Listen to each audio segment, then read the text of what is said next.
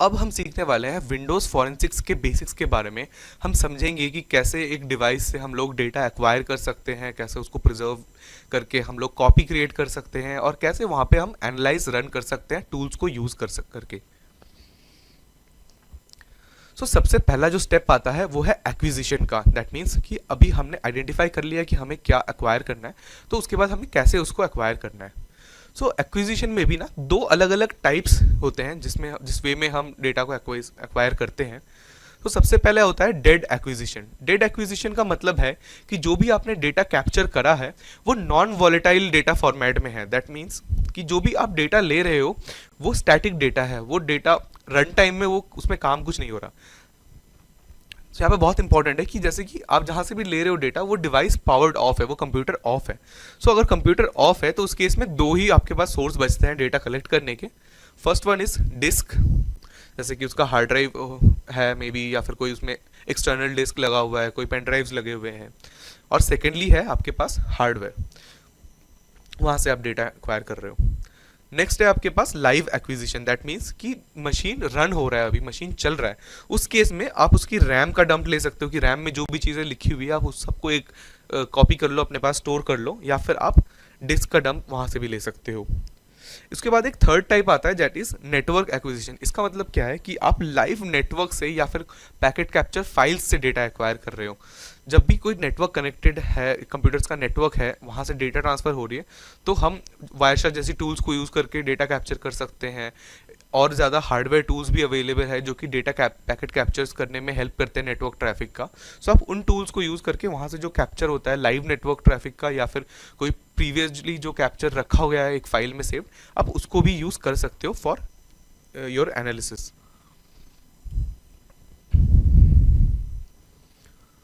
अब इसमें कुछ स्टेप्स होते हैं। तो जिसमें फर्स्ट स्टेप है कि जैसे आपके पास अगर इस तरीके का एक पीसी पूरा का पूरा पड़ा हुआ है और वहाँ से आपको उसका हार्ड ड्राइव निकालना है या डिस्क निकालना है, तो उसके लिए फिजिकली आपको रिमूव करना पड़ेगा। हमने ऑलरेडी यूट्यूब वीडियो का लिंक वहाँ पर अटैच कर दिया है, आप वहाँ से चेक कर सकते हो कि कैसे आप एक हार्ड डिस्क को रिमूव कर सकते हो पीसी से। अगला स्टेप है, कंसिडरिंग कि आपने रिमूव कर लिया है उस हार्ड ड्राइव को, उसके बाद आपको उसको कनेक्ट करना है अपने सिस्टम के यूएसबी पोर्ट से। जिस भी सिस्टम में आप काम कर रहे हो फॉरेंसिक्स का, उस सिस्टम के यूएसबी पोर्ट में आपको कनेक्ट करना है।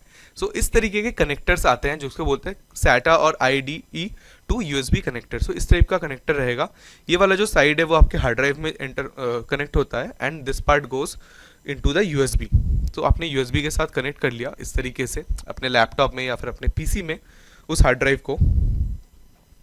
एंड जैसे ही आप कनेक्ट कर लोगे इस तरीके से एक एक्सटर्नल ड्राइव की तरह आपको शो होने लगेगा वो। एंड एक बार शो हो गया उसके बाद आपको क्या करना है, आपको सबसे पहले उस हार्ड डिस्क को रीड ओनली मोड में कन्वर्ट कर देना है। रीड ओनली मोड में हमें कन्वर्ट इसीलिए करना है ताकि हमसे गलती से भी जो हमारा एक्चुअल एविडेंस है वो टैंपर ना हो जाए, हम गलती से भी कुछ राइट ना कर दे उस एविडेंस के ऊपर। इसीलिए हमें रीड ओनली मोड में करना बहुत इंपॉर्टेंट है। एक बार हमने डिस्क को रीड ओनली मोड में मार्क कर दिया तो इस तरीके से हम ना एट्रीब्यूट्स डिस्क कमांड्स को रन करके, हमने यहाँ पे कंपैरिजन दिखाया हुआ है कि जब हमने रीड ओनली मोड ऑन नहीं किया था, यहाँ पे रीड ओनली नो आ रहा था, एंड एक बार हमने कर दिया है read only mode turn on, उसके बाद रीड ओनली पे येस आ रहा है। इस तरीके से आप कंफर्म भी कर सकते हो कि जो आपका डिस्क है वो रीड ओनली मोड में है या नहीं। एक बार ये हो गया, आपने अपने डिस्क को रीड ओनली मोड में कन्वर्ट कर लिया है, उसके बाद आप देखोगे यहाँ पे आके आप कोई नया फोल्डर नहीं क्रिएट कर सकते, कोई फाइल यहाँ से अंदर से बाहर या बाहर से अंदर कॉपी पेस्ट नहीं कर सकते। अभी हम देखने वाले हैं कि कैसे हम किसी भी डिस्क को रीड ओनली मोड में कन्वर्ट कर सकते हैं। सबसे पहले CMD में जाएंगे और डिस्क पार्ट कमांड रन करेंगे जिससे कि डिस्क पार्टीशन टूल ओपन हो जाएगा। एंड एक बार ये दूसरा कमांड लाइन हमारे पास ओपन होता है तो उसके अंदर जाके लिस्ट डिस्क करके हम लिस्ट कर सकते हैं कि कितने डिस्क अवेलेबल है, और यहाँ पे जो डिस्क 1 है उसको हमें मॉडिफाई करना है। अभी हम देख रहे हैं कि कैसे हम डिस्क 1 के अंदर मॉडिफिकेशंस कर सकते हैं, राइट ऑपरेशन कर सकते हैं। बट अभी हम क्या करेंगे, पहले डिस्क 1 को सिलेक्ट करेंगे, सिलेक्ट डिस्क 1 कमांड यूज़ करके, और फिर एट्रीब्यूट चेंज करेंगे, उसमें attributes disk set command use करेंगे और उसमें रीड ओनली एट्रीब्यूट को हम ऐड कर रहे हैं। एक बार रीड ओनली एट्रीब्यूट ऐड हो गया उसके बाद अगर हम कोई भी फाइल कॉपी करने का ट्राई करेंगे, दैट मीन्स कुछ भी राइट ऑपरेशन ट्राई करेंगे अपने डिस्क में, तो वो पॉसिबल नहीं होगा। जैसे कि आप देख सकते हो यहाँ पे एरर आ रहा है मुझे।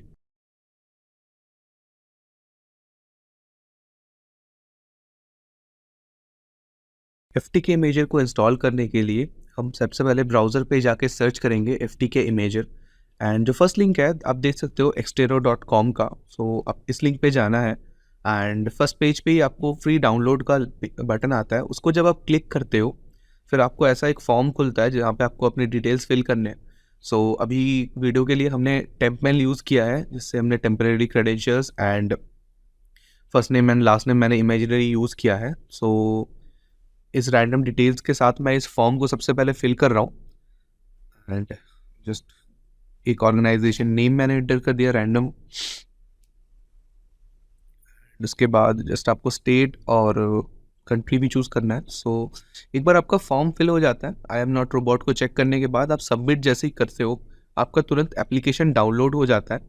एंड डाउनलोड होने के बाद आप अपने डाउनलोड्स फोल्डर में जाके उसको डबल क्लिक करके इंस्टॉल कर सकते हो सिंपली। एंड जब आप इंस्टॉल करोगे तो वो आपसे एडमिनिस्ट्रेटर एक्सेस मांगेगा, तो आप एक बार येस कर देते हो। उसके बाद सिंपली आपको इंस्टॉलेशन स्टेप्स को फॉलो करने हैं, नेक्स्ट करके आप इंस्टॉलेशन कंप्लीट कर सकते हो एंड बहुत जल्दी ही इंस्टॉल हो जाता है। एंड उसके बाद आप उसको ईजिली जैसे ही आपका डाउनलोड कंप्लीट हो जाता है एंड इंस्टॉलेशन भी कंप्लीट हो जाता है उसके बाद आप उसको सिंपली ओपन कर सकते हो एंड इस तरीके का UI आता है FTK इमेजर का। एक बार आपने अपने डिस्क को रीड ओनली मोड में कन्वर्ट कर लिया, उसके बाद आपके पास FTK इमेजर एक टूल होता है एंड इस टूल को यूज़ करके आप डायरेक्टली अपना इमेज क्रिएट कर सकते हो एंड उस डिस्क इमेज के ऊपर फिर हम आगे अपना इन्वेस्टिगेशन कंटिन्यू करने होते हैं। फाइल ऑप्शन में जाना है एंड क्रिएट डिस्क इमेज पे क्लिक करना है एंड यहाँ पे अलग अलग टाइप्स के सोर्स एविडेंस हैं और इस बार हमने लॉजिकल ड्राइव को, क्योंकि हम लोग इमेज बना रहे हैं तो मैंने लॉजिकल ड्राइव सिलेक्ट किया है एंड अब नेक्स्ट क्लिक करेंगे और अब हमें चूज़ करना है कि कौन सा ड्राइव हमें सिलेक्ट करना है। तो मैंने D ड्राइव सिलेक्ट किया है, NTFS फाइल सिस्टम है एंड यहाँ पे इमेज सोर्स में भी शो हो रहा है वो। अभी हमारे पास ऑप्शन है कि अभी इनमें से हम कोई भी पर्टिकुलर इमेज टाइप बना सकते हैं, दैट मीन्स DD इमेज बना सकते हैं या फिर E01 फॉर्मेट में भी हम अपने डिस्क इमेज को सेव कर सकते हैं। DD इमेज आपको एकदम bit by bit exact copy बना के देता है डिस्क का एंड E01 भी एक बहुत ज़्यादा पॉपुलर फॉर्मेट है जो कि most of the forensic tools support करते हैं। सो और उसमें disk compression and integrity checking का फीचर्स भी अवेलेबल होता है, तो आप E01 फॉर्मेट भी यूज़ कर सकते हो। सो अभी हमने रॉ फॉर्मेट सिलेक्ट किया है एंड हम नेक्स्ट बटन पे क्लिक करेंगे। उसके बाद कुछ इन्फॉर्मेशन एंटर करने का ऑप्शन आता है हमें for the evidence. Real world cases में हमें करेक्ट इन्फॉर्मेशन यहाँ पे ऐड करना होता है, क्योंकि हम लोग अभी लर्निंग पर्पस के लिए कर रहे हैं। तो मैंने यहाँ पे एक रैंडम डेटा यहाँ पे एंटर किया है, मैं एग्जामिनर का नाम एंटर कर रहा हूँ एंड देन नेक्स्ट क्लिक करेंगे। उसके बाद हमें चूज़ करना है कि हमें इस डिस्क इमेज को कौन से फोल्डर में सेव करना है। तो मैंने डॉक्यूमेंट्स में इसको सेव किया और अब फाइल का नेम, जिस नेम से हमें उस फाइल को सेव करना है, हमने वो सिलेक्ट कर लिया। उसके बाद आपके पास ऑप्शन आता है कि इमेज फ्रैगमेंट साइज़ एक ऑप्शन है। सो यहाँ पे आपको ऑप्शन मिलता है कि आप कितने साइज़ के फ्रैगमेंट्स में डिवाइड करना चाहते हो अपने डिस्क इमेज को, जिससे कि आप इजीली इस डिस्क इमेज को शेयर कर सको। यहाँ पे डिफ़ॉल्ट ऑप्शन है 1500 MB का, तो हमने वही चूज़ किया है एंड कंप्रेशन को 0 रखा है बिकॉज हम कंप्रेस नहीं करना चाहते अभी। सो नाउ फिनिश पे क्लिक करेंगे एंड यहाँ पे आप देख सकते हो कि verify images after they're created option check है। इसका मतलब क्या है कि जब भी इमेज क्रिएट हो जाएगा तो इमेज क्रिएशन के पहले का हैश और इमेज क्रिएशन के बाद इमेज का जो हैश है उन दोनों को कंपेयर करके हम चेक कर लेंगे कि जो इमेज हमने क्रिएट किया है वो exact bit by bit copy है या नहीं। अभी मैंने स्टार्ट पे क्लिक कर दिया एंड अभी थोड़ा सा टाइम बाद अभी आप देख सकते हो कि हमारे पास हैशेस जनरेट होके आ गए हैं। कंप्यूटेड हैश जो उस ड्राइव का हैश था, फिर report hash that means disc image बनने के बाद जो हैश आया, एंड उसके बाद आप देख सकते हो वेरिफिकेशन का रिजल्ट भी हमारे पास प्रेजेंट है। सिमिलरली हमारे पास SHA-1 हैश के भी रिजल्ट्स हैं, विच मीन्स कि हमारा डिस्क वेरिफिकेशन भी हो चुका है। अब हम इसको क्लोज कर देंगे एंड हम फाइल्स में जाकर आप देख सकते हो। एक बार आपने अपना डिस्क का इमेज बना लिया है, उसके बाद आप इस तरीके से फाइलें आपकी क्रिएट होती है डिस्क इमेज की, जो कि अलग अलग पार्टीशंस में क्रिएट हो रखी है। एंड यहाँ पे एक टेक्स्ट डॉक्यूमेंट भी आपके पास होता है जो कि है जो आपका D ड्राइव का फर्स्ट पार्टीशन है उस सेम नाम से वो क्रिएट होता है। एंड उसकी आप अगर डिटेल्स यहाँ पे रीड करो, वहाँ पे आपको सारी की सारी इन्फॉर्मेशन मिल जाती है कि एविडेंस का क्या इन्फॉर्मेशन है, क्या बाइट्स पर सेक्टर है, क्या उसकी SHA-5 MD5 या फिर SHA-1 जो हैशेज आपने जनरेट करे हैं वो सब दिख जाता है। एक्विजिशन का टाइम, डेट, सब कुछ वहाँ पे डिटेल वे में मेंशन होता है, जिसको आप आगे जाके यूज़ कर सकते हो एज डॉक्यूमेंटेशन के लिए। उसके बाद हमारे पास एक टूल है जो कि है ऑटोप्सी। इसको यूज़ करके हम लोग फिर एनालिसिस रन कर रहे होते हैं। सो ऑटोप्सी एक ओपन सोर्स टूल है जो कि ऑब्वियसली ग्राफिकल यूज़र इंटरफेस के साथ आता है और बहुत ज़्यादा इजी इन्वेस्टिगेशन प्लेटफॉर्म होता है। जैसे हमने अभी एक डिस्क इमेज का क्रिएट कर लिया है, उस डिस्क इमेज को हम लोग ऑटोप्सी में एंटर करते हैं एंड उसके बाद हम लोग बहुत सारी अलग अलग टूल्स जो ऑटोप्सी प्रोवाइड करता है उसको यूज़ करके हम चीज़ें अलग अलग कर सकते हैं अपने एनालिसिस के लिए। जैसे कि हम फाइल्स रिकवर कर सकते हैं, टाइमलाइन को एनालाइज कर सकते हैं कि क्या टाइमलाइन रही होगी किसी अटैक का, कीवर्ड्स से सर्च कर सकते हैं, और जो भी आर्टिफैक्ट्स है, कोई वेब आर्टिफैक्ट्स अगर है तो हम उसको भी रिकवर करके एनालिसिस कर सकते हैं यूजिंग ऑटोप्सी। सो अभी देखते हैं कि ऑटोप्सी को कैसे इंस्टॉल कर सकते हैं हम अपने सिस्टम्स में। एंड सिंपली हम ऑटोप्सी के डाउनलोड पेज पे जाएंगे एंड हमें डाउनलोड एंड रजिस्टर पे हम लोग अपना फॉर्म फिल करेंगे जहाँ पे हम अपनी डिटेल्स शेयर करेंगे। जैसे यहाँ पे मैंने कुछ डमी डिटेल्स यूज़ करा है एंड मैंने एक टेम्परेरी ईमेल यूज़ किया है। यहाँ पे एक बार आपने सारी डिटेल्स फिल कर दिया, उसके बाद आपको वर्जन चूज़ करना है। 64 बिट सिस्टम के लिए चाहिए या 32 बिट के लिए। एंड फिर आप जब सबमिट करते हो आपको डाउनलोड लिंक मिल जाता है एंड 1 GB के आसपास का डाउनलोड है, सो थोड़ा टाइम लगेगा डाउनलोड होने के लिए। एंड एक बार डाउनलोड हो गया, .msi फाइल है तो आप सिंपली उसको डबल क्लिक करके इंस्टॉल कर सकते हो। एंड ऑन कुछ स्टेप्स हैं इंस्टॉलेशन के जिनको आप डिफ़ॉल्ट वैल्यूज़ में कंटिन्यू कर सकते हो एंड थोड़ी देर में ही वो इंस्टॉल हो जाएगा ऑटोप्सी।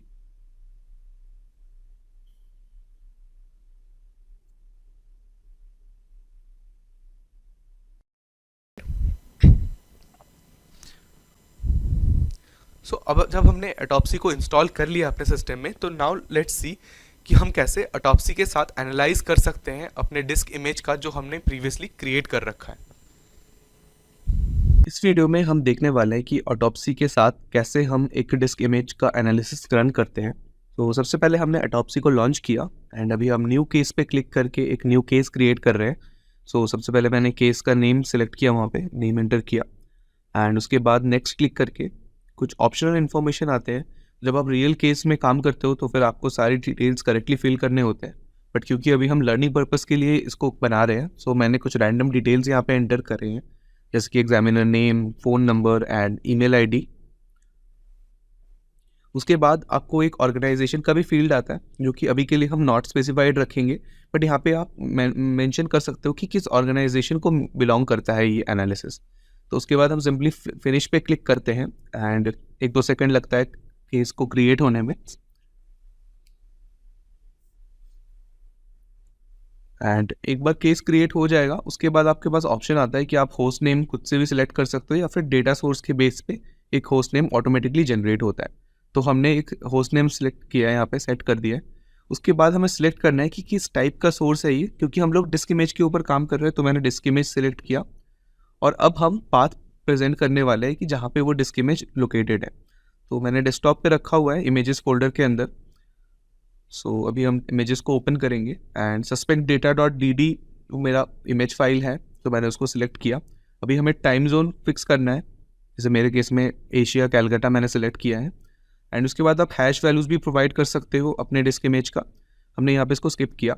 और अब सबसे इंपॉर्टेंट पार्ट है, बिकॉज यहाँ पे आप कॉन्फ़िगर करते हो कि कौन से मॉड्यूल्स आपको रन करने हैं। सो यहाँ पे मैंने कुछ मॉड्यूल जो मुझे लगता है काम के नहीं है, जैसे एंड्रॉयड के या फिर DJI ड्रोन एनालाइजर, उनको मैंने अनचेक किया एंड बाकी सारे मॉड्यूल्स को हम रन होते देंगे, बिकॉज टाइम लगता है जितने ज़्यादा आप मॉड्यूल्स सिलेक्ट करते हो। सो क्योंकि हमने अभी छोटा डिस्क इमेज लिया है, सो जल्दी हो जाएगा इसका analysis and around 1 to 2 minutes में एनालिसिस हो गया है अभी। एंड लेफ्ट साइड मेन्यू में आप देख सकते हो कि आपको होस्ट 1 शो हो रहा है एंड उसके अंदर आपको डिस्क का नेम भी दिख रहा है एंड वहाँ पे अलग अलग टाइप्स के फोल्डर्स बने हुए, orphan files and card files के। एंड इसके नीचे आपको फाइल व्यूज़ का भी ऑप्शन आता है एंड यहाँ पे अगर हम डेटा को देखें, यहाँ पे टेबुलर फॉर्म में शो किया गया है कि कब लास्ट मॉडिफाई हुआ था, क्या साइज़ है उनकी, एंड हैश वैल्यूज़ भी प्रेजेंट है हर एक फाइल का। एंड आप उन फाइल्स को नीचे आप व्यू भी कर सकते हो, जैसे आप फाइल का मेटा डेटा देख सकते हो, अगर इमेज है तो आप उस इमेज को व्यू भी कर सकते हो सेम इंटरफेस पे। जैसे यहाँ पे कार्ड फाइल्स में मैंने एक इमेज फाइल को ओपन किया है एंड मुझे यहाँ पे ये फाइल दिख रहा है। सो नेक्स्ट फाइल व्यूज की तरफ हम जाएंगे अभी।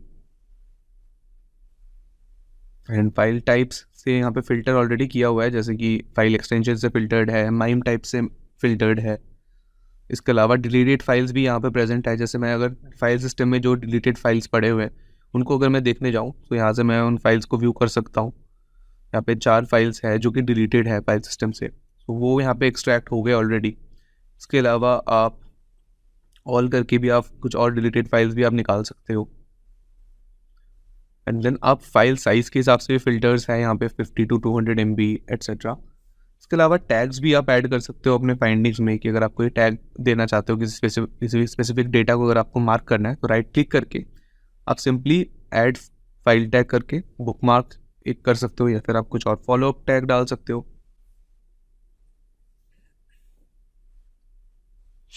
सो सिंपली जैसे मैंने अपने दूसरे फाइल को फॉलो अप का टैग मेंशन कर दिया है एंड यहाँ पे आपको टेबल में भी दिख रहा है वो येलो ऑप्शन जो दिख रहा है। इसके बाद हम रिपोर्ट भी जनरेट कर सकते हैं अपने फाइंडिंग्स का। बहुत सारे अलग अलग फॉर्मेट्स हैं, तो अभी हम HTML रिपोर्ट जनरेट कर रहे हैं एंड कौन से डेटा सोर्स पे सिलेक्ट करना है मैंने सिलेक्ट किया। और अगर मैं चाहूँ तो मैं ऑल रिजल्ट्स पे भी कर सकता हूँ रिपोर्ट जनरेट, अदरवाइज मैं टैग्ड रिजल्ट पे भी कर सकता हूँ। सो मैंने ऑल रिजल्ट्स पे अभी जनरेट कर लिया है रिपोर्ट। सो जो हमारा केस का फोल्डर है उसमें रिपोर्ट्स में प्रेजेंट है ये फाइल report.html है and this is how it looks. तो यहाँ पे आप देख सकते हो केस नंबर सबसे पहले मेंशन्ड है, एग्जामिनर का नेम मेंशन्ड है एंड फिर फाइल का पाथ और टाइम जोन क्या है सब कुछ डिटेल में मेंशन है। उसके बाद सॉफ्टवेयर के बारे में कुछ वर्जन्स मेंशन किए गए हैं और उसके बाद और डिटेल्स हैं। फिर आप फाइल्स भी देख सकते हो, कुछ टैग फाइल्स भी आप देख सकते हो इस तरीके से।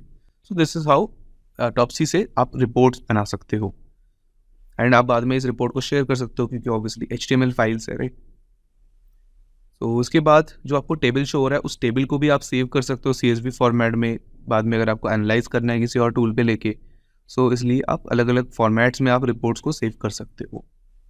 तो अब मैंने सेव किया CSV रिपोर्ट को, केस फोल्डर के अंदर ही मैंने सेव किया है। सो वहाँ जाके अब इसको डबल क्लिक करके ओपन करते हैं। सो इस तरीके से आप लोड हो रहा है। सो इस तरीके से CSV फाइल लोड हुआ एंड आप केस को क्लोज भी कर सकते हो। केस में जाके क्लोज केस आप क्लिक करके केस को क्लोज कर सकते हो, या फिर डिलीट केस करोगे तो डिलीट हो जाएगा आपका केस। सो एक बार आपने क्लोज कर दिया, आप एक प्री बिल्ड केस को ओपन कर सकते हो, ओपन केस क्लिक करके एंड उसके बाद फोल्डर पे जाके .aut फाइल को हमें ओपन करना है।